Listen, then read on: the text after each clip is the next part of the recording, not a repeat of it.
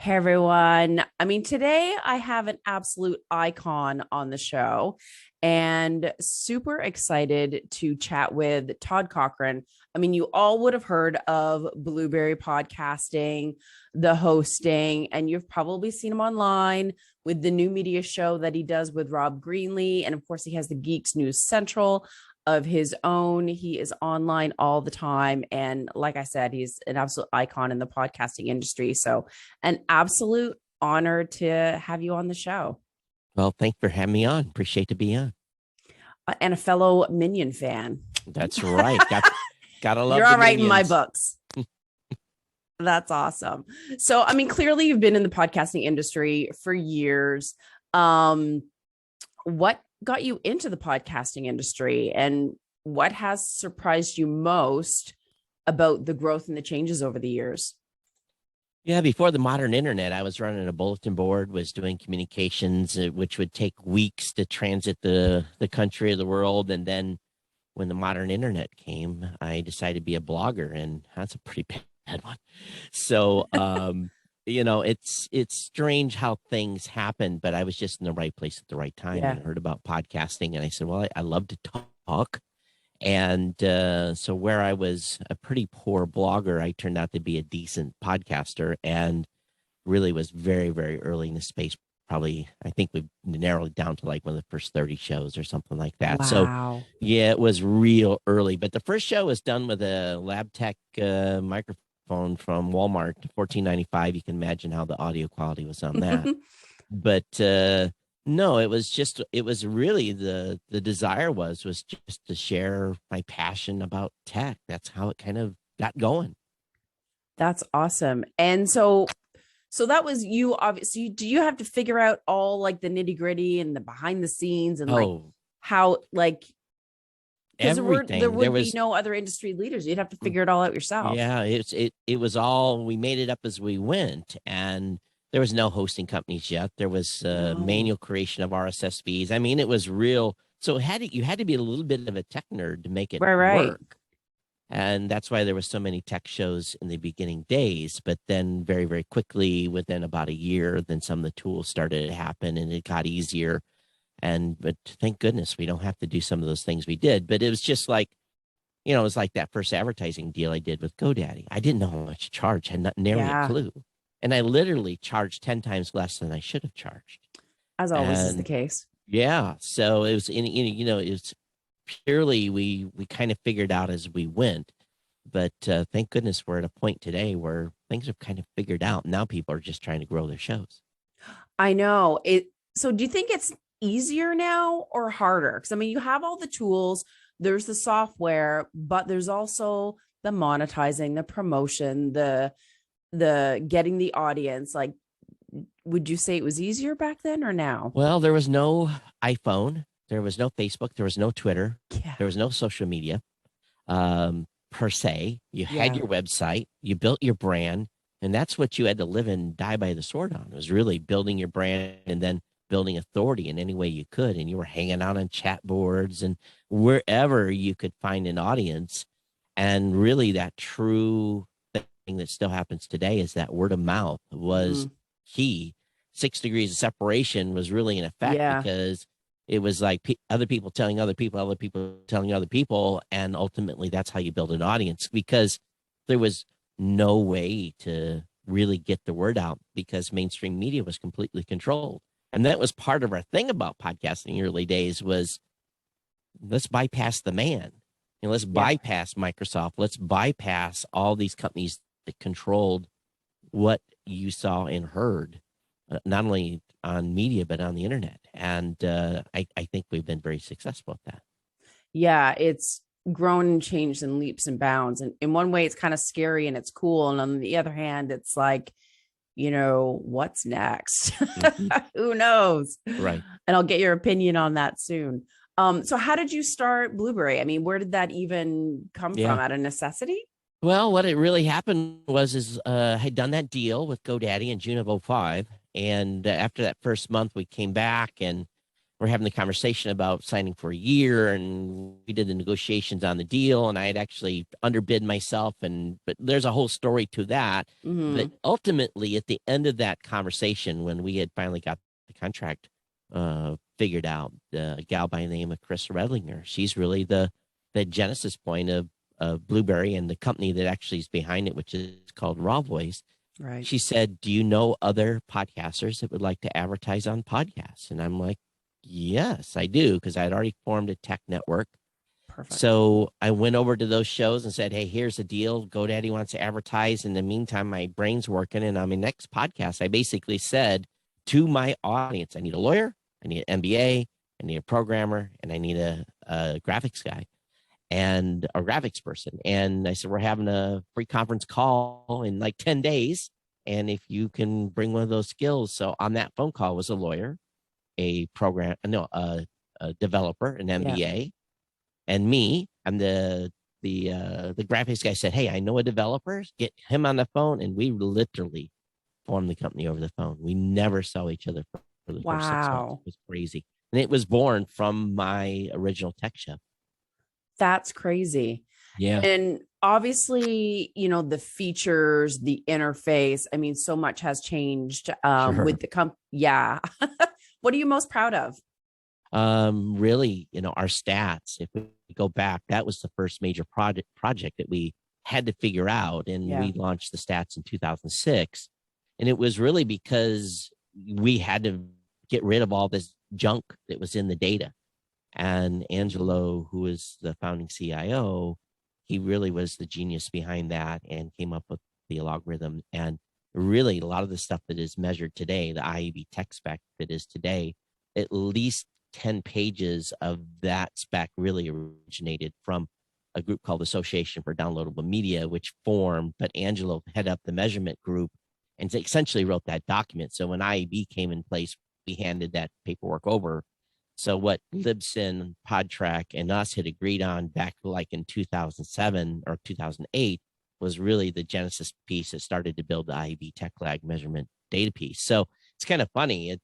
It was almost like we said, "Hey, here's the keys to the car," and go ahead and of course it's been modified and expanded. But the stats that we've done is really, and you think about it, we've been measuring podcasts, literally millions of podcasts since 2006. So we got a lot of data there that goes way, way back. Yeah. Oh my goodness. Now, for some people that don't know all the acronyms, can you explain what IAB is? Yeah, it's an Interactive Advertising Bureau. It's a membership trade organization. We write a check every year to belong and then participate. And membership dues are based upon how much money your company makes. So a company like Microsoft pays a big check, and I pay a big check but smaller. And then we can be involved in spheres of the internet, basically the advertising and audio space from that. So we try to represent to the best of our ability, because we really are an independent, a lot of the shows that work with us are independent podcasters. Yeah. So we have to be their voice. And that was part of the reason we joined the IAB too. In the early days when that first document was being worked on, we'd heard some rumors of some things that we didn't like. So we wrote the check to be in there to participate and have a say. And it was probably the best investment we made as far as a trade show organization. So again, they're not like rulers over anything, but they just set guidelines. I was just going to say they set the standards and so that there's compliance. And right. Yeah, that makes total sense. Now, what I noticed about, I should probably backtrack a little bit. So for those that aren't familiar with Blubrry, can you explain kind of like what it is and what some of the key features are? So I guess at this point in time, we weren't originally, when we first started, we were just doing the advertising piece, but now we're a full service podcast hosting company, provide everything. It's the monetization. We provide the ability for you to host your show. We have growth tools. We have the statistics and measurement, and we have audience analytics. We have private podcasting, it's ad insertion. So really anything a podcaster would need, and including tools for folks that are building networks, actually have a showcase of their network and some stuff like that. But we're probably, most of the people that may have never heard of the services may be familiar with our plugin. Our PowerPress plugin for WordPress is used by about 85,000 podcasters. Not all of them host with us. We wish they would, but that's probably where, most folks knew us from the beginning, was because of the plugin. Gotcha. And so obviously you've had a lot of clients and podcasts over the years. Curious to know, because I know I've seen like the private podcast come up a little bit more and more. How many people are actually doing the private podcast, and is that growing? It's probably 80% corporate for internal communications. Right. So they actually get an app, iOS and Android app, and they authenticate through their normal company credentials. And then they set the security level of the content at the level they want. We've got banks, medical, gotcha. We've got Linktree, groups like that are doing internal communications that even us as the hosting provider, we can't get access to the content either. Once it goes into our system, it's encrypted. Interesting. So it's completely a closed ecosphere. Matter of fact, at the highest security level of private podcasting, it's not even a podcast anymore. It's just streamed. So it's an interesting product. But for private, for independent podcasters, a lot of people are using them more for premium content. Yeah. And they're basically putting stuff on that they don't want to be shared. There's lots of options out there. And I tell people they're looking for a premium solution. Just be careful, because there's a lot of security through obscurity. And that's a term my team made up. It's because some folks say, oh, yeah, you can secure this content. And it's really kind of not. So you kind of have to be careful, and especially if it's something you've spent a lot of money or time designing and you don't want shared. Now, if it's just something as a bonus to your audience, it's not that big of a deal. But some folks have created courses and whatever it may be that they're trying to protect, that they don't want it to be shared out there. So that's really what it's designed for. Yeah, that's interesting. And I always think like people who have courses, or they have a mastermind, or they have clients and they want to share, exclusive content or things that are more proprietary. But yeah, I don't know why, but I didn't really think about the whole corporate, big brands and what they have in the back end. But yeah, and then confidentiality absolutely would be crucial, and privacy. Yeah, the corporates are using it for HR. They're using it for executive announcements, training, sales team collaboration. It's the use cases are crazy. One of the companies in the UK is using it for ongoing education for doctors and nurses. They have to have, and it was really driven from COVID because people couldn't go to symposiums anymore. Right. So we had to find a way to guarantee that they listened or watched, because it does both audio and video. And unlike a normal podcast where we don't know if they really listened, the private podcasting allows you to track. You can actually track a user and how many times they've listened, how far. Oh, cool. Because you got their authentication data. You've got their login. That makes sense. So again, that's a plus. So, if John Smith has listened to episode 22 82 times, maybe it's a problem. Maybe that person is, maybe they've shared a login or something. So you can kind of track that. Yeah. That's good to know. Now what I really want to dive into and share with people is your statistics, the type of data that you get. I mean, most people, when they're podcasting, they kind of focus on, how many downloads do I have? How many downloads per episode? And that's kind of like, that's it. Yeah. But there's so much more. And even, looking at some of the features that you have, I was like, and I've been in the podcasting industry for a while. I'm like, oh, I didn't realize you could get that granular. And I was like, pretty excited about it. Can you share, what those features have?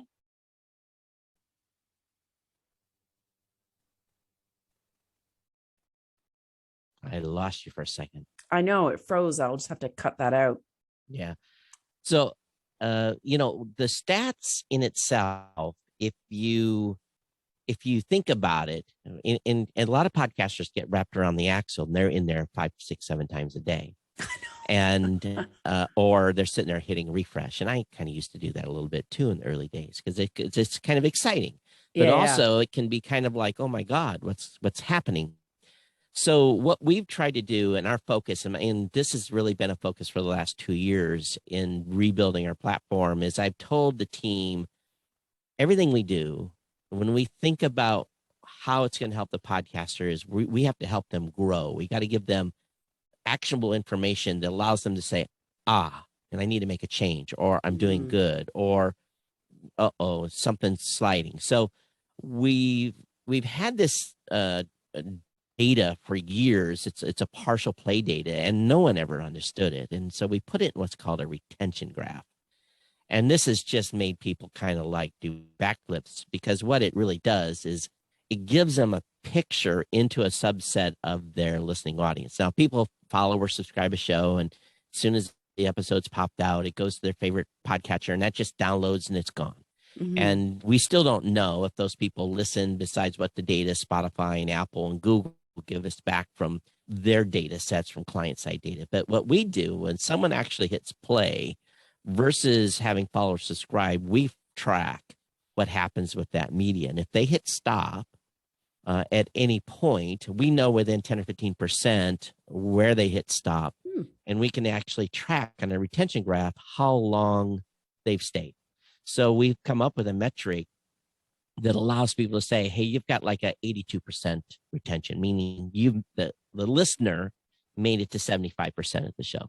And that's kind of what we base it on, is 82% got to 75%. One of our big corporate clients used this data early on. They had a program that was an hour long, and at about the 45-minute mark, it was just people were leaving. They were bailing like flies. And so they were looking at the data and said, okay, maybe this segment in the show is not resonating, causing people to leave. And they pulled that 2-minute segment, and then that whole show got to about the 97, 98% before people. Yeah. So you can make intelligent analysis of an individual episode or the show as a whole. And that's what we've really done with the retention graph. Now, we're going to be bringing on throughout the year a whole bunch of new graphs to give people, examples of, okay, how's my last five episodes done in comparison to each other, and those types of things. But ultimately, we also want to give the audience members kind of this granular data of where the audience is coming from. So we broke it down to the Nielsen reporting areas in the United States. You can actually see if you've got someone that's listening in Milwaukee or if they're listening in Boise, Idaho. We really can give them that granular of a view. I don't think I get too wrapped around the axle if someone's listening on Android or an iPhone, but sometimes you can gain data from there saying, maybe I'm not addressing the audience well enough. Maybe my Android number is a little low. Maybe I need to start talking about how people that are on an Android device can follow or subscribe. So we try to provide that kind of information along with the standard number of downloads. And we also are doing things where, like, okay, for the last month you're up, or the last month you're down, and give some type of trending data. And I think that trending data helps people over time. And I think if you're a new podcaster, don't get too focused on the stats, just great content. It's sustained, superior, consistent content is more effective than almost anything else that you're going to do. And of course, there's 25 different things you need to do to grow a show, but at least at that minimum, you've got some idea what's going on with your podcast. That's huge, especially the retention, because if people are, you'd say you have your call to action, or especially if you are having sponsors or ad reads, and it's like they're not being heard because they're at that end of it. Like, you need to know that information to optimize it. And again, it might be only 10% of the total downloads where we're getting this data, but it allows you to at least kind of say, oh yeah, okay, so maybe my regular audience is follow or subscribe. Maybe they're doing the same thing. And then it also boils really down to is, why am I losing them and what can I change?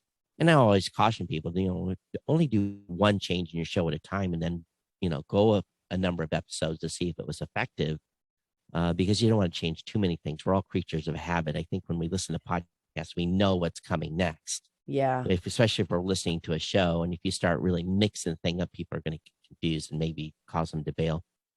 For sure. And it even just, obviously it's hard when you're first starting, but even if you're looking at it quarterly to kind of see what those numbers are, the trends, is there growth?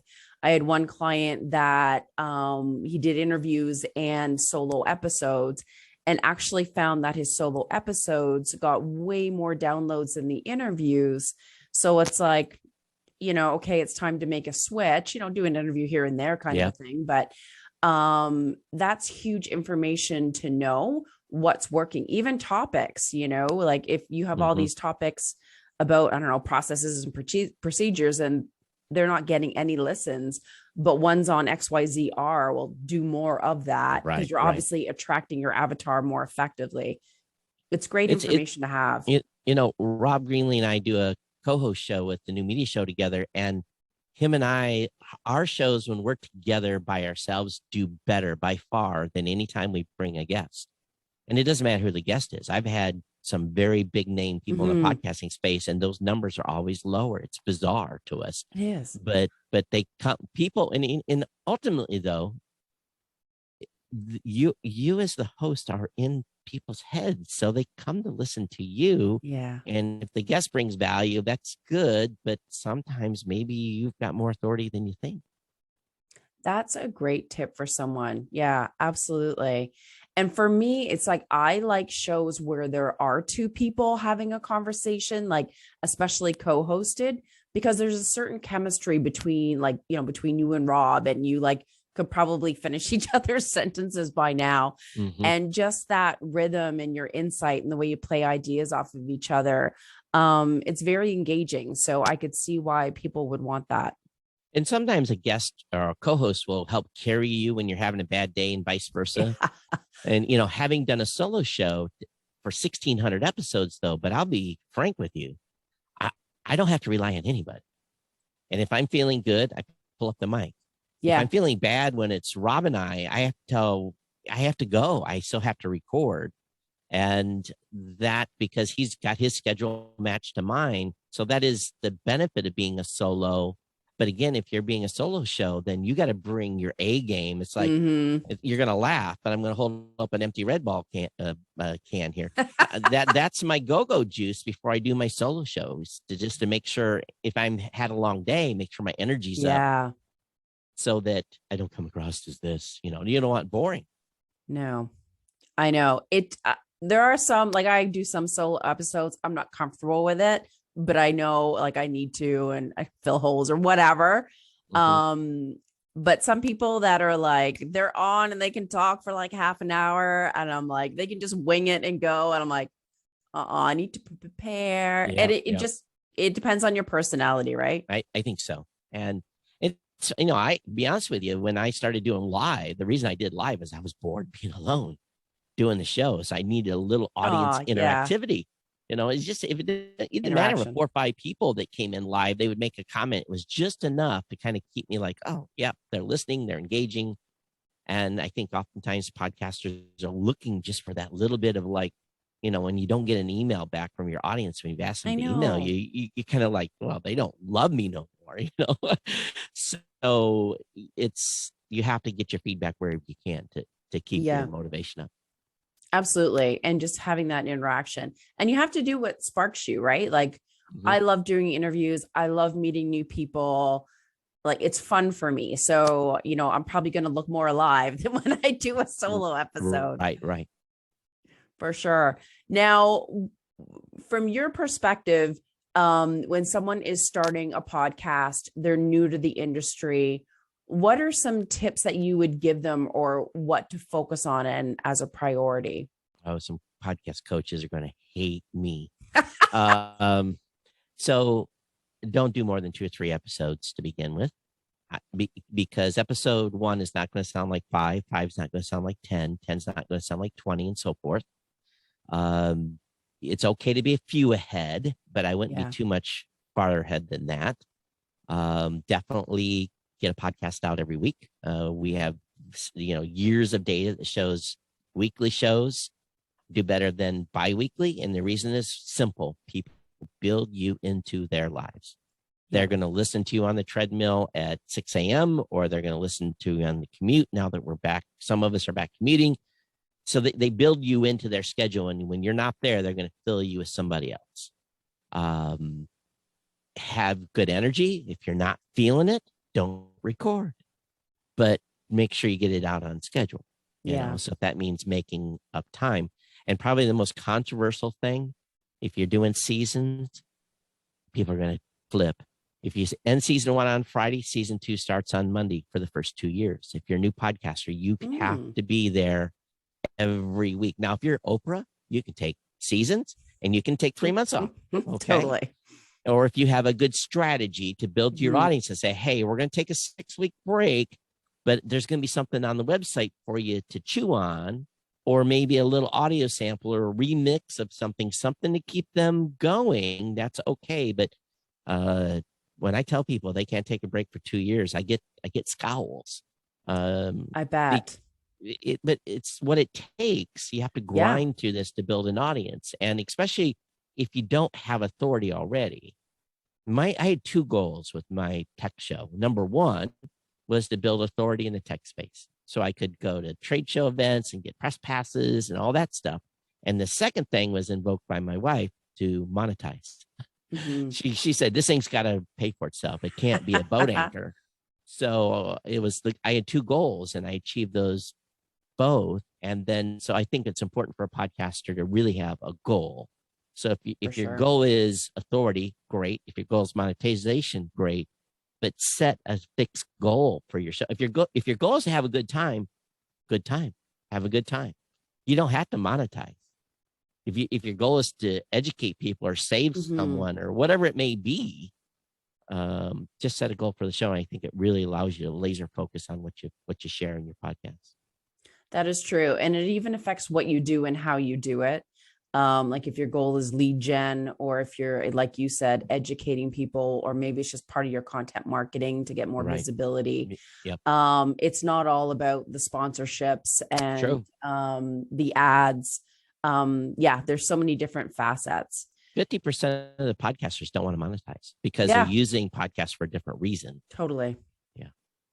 Yeah.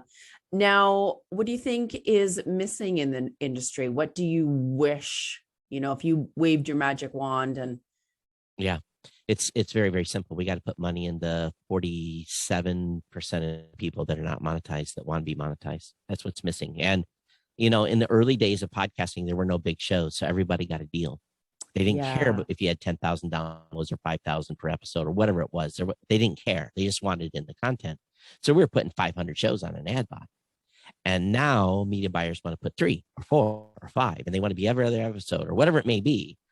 And we worked really, really hard. I've worked hard and tirelessly for many, many years to bring that money back because it moved out. It rolled up into the big shows and never came back. So up until probably a year and a half ago, I was really skeptical on programmatic. And now I'm in a position where I think we just have to get money in podcasters' pockets, whether for those that want it. Number 1, maybe it's just take their partner to dinner money. 2, maybe it's car payment money. Maybe 3, maybe it's apartment or house payment money. And maybe number 4, we're able to do life-changing money. So I think the key here is if you sometimes you have a partner and they're saying, what are you doing with the show? You're spending all this time. It's costing so much for production. It's whatever, the whatever money's going out, and the time you're spending is not time you're spending with the significant other. And if they're not completely on board, it's real good to be able to say, honey, or your partner or whatever, here's $50 I earned last month from the show. Let's go, and maybe $50 isn't going to buy dinner, but maybe it'll contribute to it. Or it's just the idea that and it gives people appreciation. So I think that we have to monetize those that want to monetize. It's a big thing. And that's something we've been working hard on for the last couple of months. That's awesome. Yeah, because it does feel like if you don't have 5,000 downloads per episode, then you're hooped. Right. And like you said, even if it's a little bit to help pay for your production, or it just validates what you're doing as well and kind of remotivates you and kind of brings that passion back. Yeah. Bigger shows are always better, but niche always pays well too. Interesting. So, yeah. Had a neurosurgeon that had about 1,000 other neurosurgeons listening to him. He was earning $20,000 an episode, but it was super niche. Wow. Yeah. He was reaching a super niche, highly influential audience. So, the more niche and valuable the audience is, you don't have to have a big show to have life-changing money. Yeah. And it's not always quantity, it's That's quality. right. I mean, if you have 100 listeners that are like binging your stuff and buying your products and blah, blah, blah, versus, 1,000 passive listeners that kind of come and go and don't take any action, then I know which one I'd rather have. Me too. And I also tell podcasters too, when they get stressed about their numbers, I'm always like, just visualize it. If your numbers are 150 or 200, when you sit down, pull the microphone up, imagine 150 or 200 people in front of you, and it changes your perspective a lot. Because if you don't visualize 200 people in sitting in front of you, you're going to perform differently if you know they're in front of you versus just an anonymity of the microphone. So if you can visualize that they're sitting there, then you're going to give a much better performance and you're going to value their time. That's true. That's really true. And even like when you hear like one person's feedback, like, oh, that episode was super helpful, I implemented it, thank you. Like, even just getting that tiny little piece of like, oh, I made a difference in someone's business or life. Like, you're like, whew, okay, I'm good now. Or if someone's coming is a hater, and I've had those too. There's a guy that used to listen to the show. His name was Sal. I wish he still listened, but he quit finally. He yelled at me enough. He said, so I always use Sal's feedback to help get the audience engaged. Oh, interesting. So I embrace the haters, but if the rest of the audience kind of says, yeah, Sal's right, then you go, oh, well, maybe I need to change. Maybe Sal just isn't the outlier, so I you can use that one of two ways. Totally. That is true. What do you see coming up? Like, what do you forecast over the next year? Here's what we saw during COVID. We had this huge, people were taking on more shows, 1, 2, 3. And businesses all jumped in space because businesses were already doing YouTube, Instagram. They're doing everything, but they weren't doing podcasting. So businesses are now in. The challenge really for the industry is for those that started more than one show, are you going to have enough time and energy to continue the shows now that baseball and now that we're back taking people to soccer practice and all these real life events where we have to leave the house is back within our lives? Are you going to be able to maintain that? So I've watched, and so far people are maintaining those additional shows. But here's the best part. Oftentimes people will say, well, there's too many shows already. There's 3.7 or 4 million or whatever. But really, there's only 400,000 to 500,000 shows that have produced a new episode in the last 60 days. You divide that against 20 categories. It's open. So absolutely. So if someone is thinking about, oh, I'm going to do a business show, there's room for another business show. There's room for another tech show. There's another room for another self-help show. So the industry is going to continue its climb. And again, we have to help podcasters, because I hear this 5 times, 10 times a week. How do I grow my show? How to grow my show? How to grow my show? And we got to help podcasters grow their shows. So I think I'm hearing it. Libsyn's hearing it. Podtrac, everyone's hearing it. So I think we're all kind of focused on helping give podcasters tools to help grow their shows. And again, intelligible, actionable data. Yeah. I can't help you with your content, but at least I can tell you maybe where you're slipping just through the data.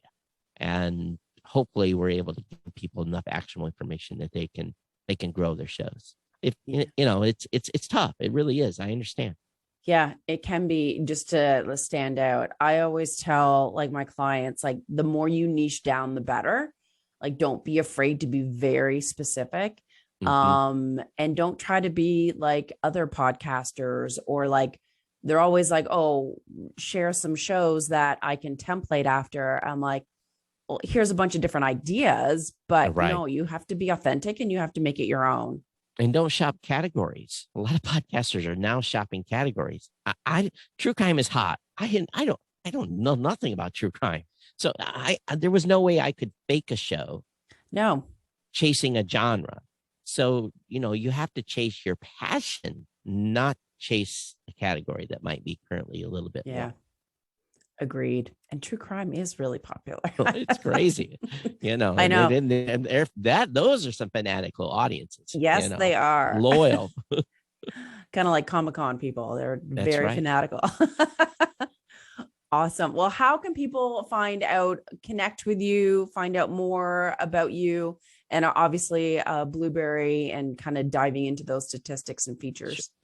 Sure. So the best thing about Blubrry is we give free statistics to everyone. It works with almost any platform. Nice. Yeah, it works. Sadly, it does not work with Podbean or Anchor, but everyone else allows our prepend. It's a similar prepend to PodTrack or to Chartable, so you can get free stats with us. You can't get the retention graph unless you host with us. So that's because we have to have the raw log data to calculate that. But you go over to blubrry.com, and it's Blubrry without the E's, because we couldn't afford the E's. The E's cost about $2 million. So we are Blubrry without the E's, and there's links there to do a free trial if you want to do one. You can always drop me an email. I'm Todd@blubrry.com. Very simple. And that's pretty much the same for any team member. We've got great support. Matter of fact, we're one of the few companies you can call and say help, and we'll actually answer the phone. That is hard to come by these days, man. Yeah. And it's a team of podcasters. That's the beauty of the support team. So so just check us out, and if you have any questions, feel free to drop me an email. Awesome. Yes, you're very accessible. I was a little bit nervous beforehand. I'm like, I'm not worthy. Oh. But you're very genuine. You're very authentic. You're very helpful and accessible. And I'm so thankful to have you on the show. I have one thing to add. Okay. You're a woman doing a podcast, and women right now are leading the content creation space and creating more podcasts than men. So one thing that is something for me is so exciting is we have finally got to the point where everyone can have a voice in podcasting. No one can say no. You do it on your terms. There's no rules. If you're part of a diversity group and you're trying to get a message out, you can do that. Don't be afraid to pull up a mic and talk about your message, because no one can say no. Yeah, I love that. It's a chance to be yourself and connect with other people, and that's my favorite part. Yeah. Well, thank you. Thank you so much, Todd. Have a great, awesome day. And I hope you get to go back to your camping soon.